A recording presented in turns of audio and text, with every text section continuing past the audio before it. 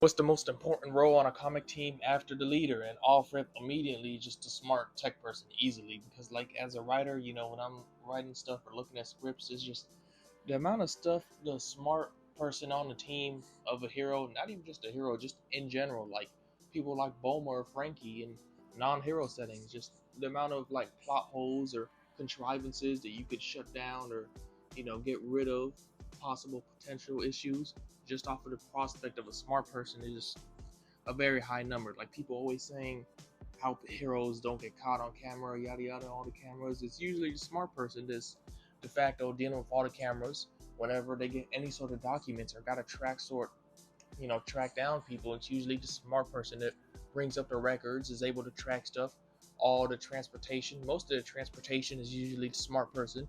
They're usually like part of the building or maintenance of whatever the heroes travel through, whether it be the Blackbird or the Quinjet or the X-wing. Then of course big devices or the heroes too, like Cerebro with the X-Men. They always got a smart person working on Cerebro, whether it's like Charles, Beast, even Kitty when she was around with the little smartness. Then that applies even more to anime because obviously you see One Piece, Frankie built the Sunny. So yeah, then of course there's also the fact of medicine, because a lot of times I've noticed when teams don't have a de facto medic or healer figure, a lot of times it falls onto the smart tech person to essentially fill that role. Sometimes it also does fall onto the magic person, so that's kind of a dual role. It's not specifically smart, but a lot of smart people begin stuck with being the de facto doctor. The doctor's not around, and then just look at how much smart people will be able to do. Like how much the Iron Man or Bruce, Hank Pym, how much they do for the Avengers, how much like the smart people do for the Justice League, like Mr. Terrific or whatnot, or Red Tornado.